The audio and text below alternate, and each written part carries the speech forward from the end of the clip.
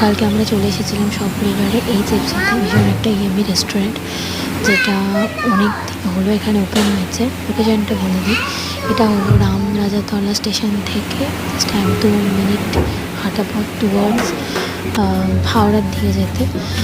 আশীর্বাদ বিরিয়ানির নাম তোমরা সবাই শুনেছো, এবং ওয়াও মোমো ঠিক দেন আশীর্বাদ বিরিয়ানির উল্টো দিকে ওয়াও মোমোর ওপরে এগুলো আউটলেট।